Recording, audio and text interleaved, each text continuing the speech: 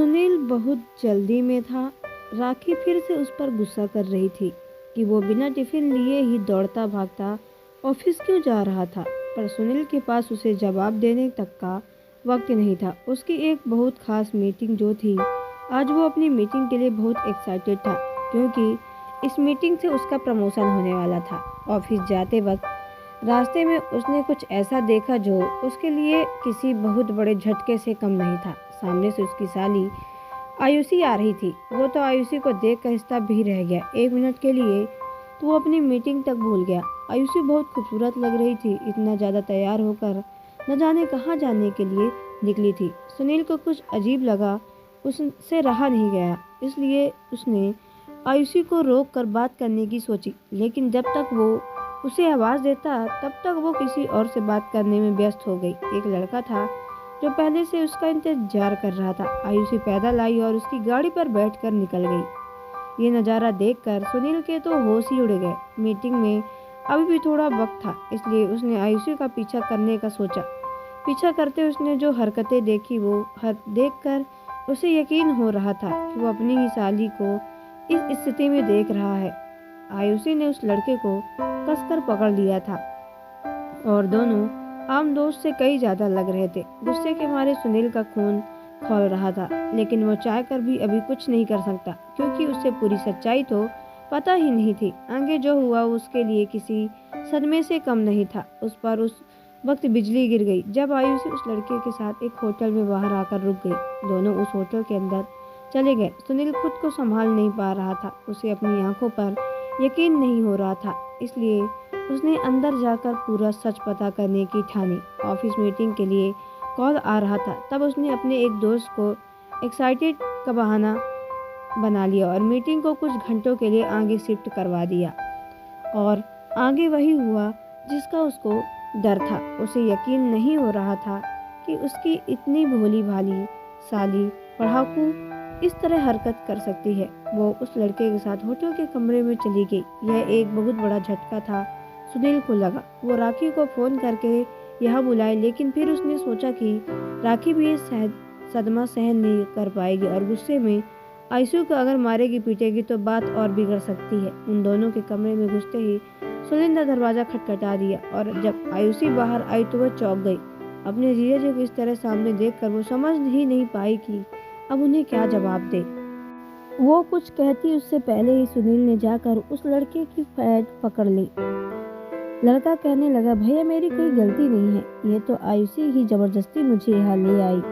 मेरे घर तक ये बात नहीं पहुँचनी चाहिए। आप चाहे तो मैं इससे आज के बाद कभी नहीं मिलूंगा। बस फिर क्या था। अपने रिश्ते को खोखलापन देखकर आयुषी भी धक्के से बैठ गई और फूट फूट कर रोने लगी। रोते रोते कहने लगी, जीजू ये झूठ बोल रहा है। मैं इसे होटल आने से मना कर रही थी, लेकिन यही बोला कि मुझसे शादी करेगा और मुझसे बहुत प्यार करता है, इसलिए मैंने इसकी बात मान ली। सुनील ने उस लड़के को चेतावनी दी कि अगली बार वो कभी आयुषी के आसपास भी नहीं दिखना चाहिए। आयुषी भी बहुत डर चुकी थी।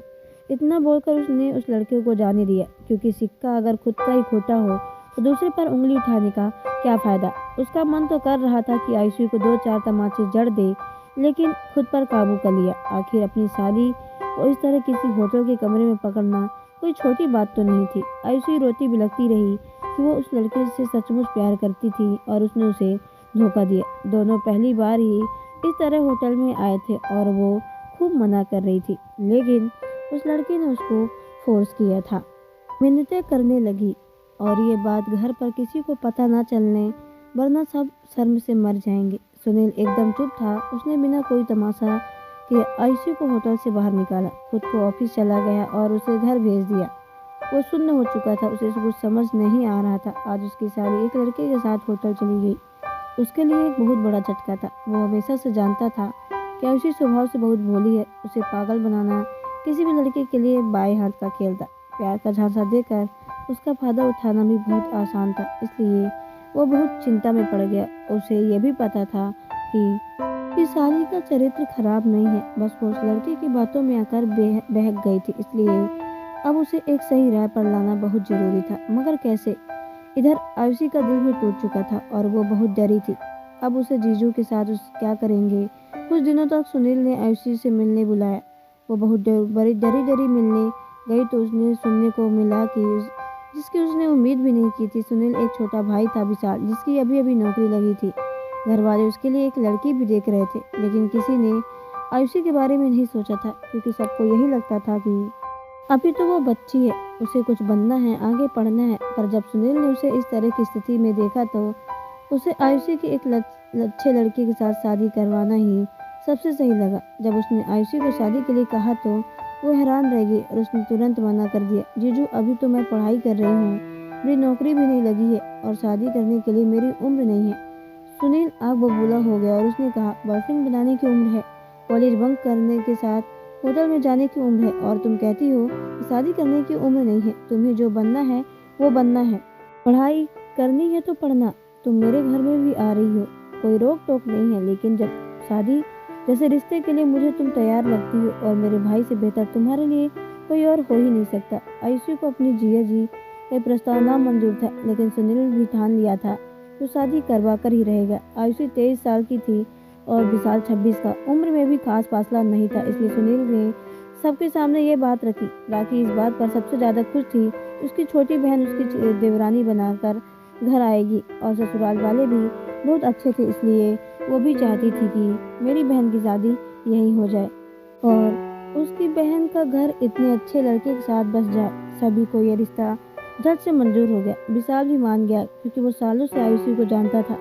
आयुषी अंदर ही अंदर अपनी जिया जी के लिए खुन्नस बनाए बैठी हुई थी। उसने शादी से साफ इनकार कर दिया। जब किसी के भी मनाने पर वो नहीं मानी, तब सुनील ने उससे कहा कि अब तुम्हें इसे अपने जिया जी की जबरदस्ती ही समझनी है तो समझ लो, लेकिन जब मैंने उसे होटल में देखा है, तब मैंने ठान लिया था कि तुम्हारे लिए शादी करवाना सबसे सही फैसला है, और मैं तुम्हें कोई सजा नहीं दे रहा, न कि नर्क से ढकेल रहा। राखी भी अपने ससुराल में बहुत खुश है। हमने उसे आगे भी पढ़ाई करवाई है और नौकरी भी, और वैसा भी तुम्हारे साथ ही होगा।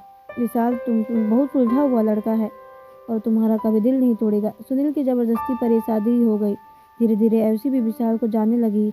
शुरू में तो उसे यह शादी की सजा तरह लग रही थी, लेकिन बाद में उसे एहसास हुआ कि उसकी जीजी ने सही वक्त पर जिंदगी में एक नया मोड़ दे दिया और उसे गड्ढे से गिरने से बचा लिया। विशाल जैसा पति पाकर वो बहुत खुश थी। ये शादी उसके जीवन में एक रिश्ता लेकर आई थी, एक ऐसा साथी जिसने उसे संभाल लिया, और होटल वाला वो किस्सा सिर्फ आयुषी और सुनील के बीच ही दफन होकर रह गया। तो दोस्तों, आपको ये स्टोरी कैसी लगी कमेंट बॉक्स में जरूर बताएं। अगर आप हमारे चैनल पर ना तो चैनल को सब्सक्राइब करके बेल आइकन को प्रेस कर लें, ताकि आने वाली सभी वीडियो का नोटिफिकेशन आपके मोबाइल पर सबसे पहले पहुंचे, क्योंकि मैं ऐसे ही वीडियो आप लोगों तक लाती रहती हूँ। तो चलिए मिलते हैं नेक्स्ट वीडियो के अंदर। ओके बाय, टेक केयर, धन्यवाद।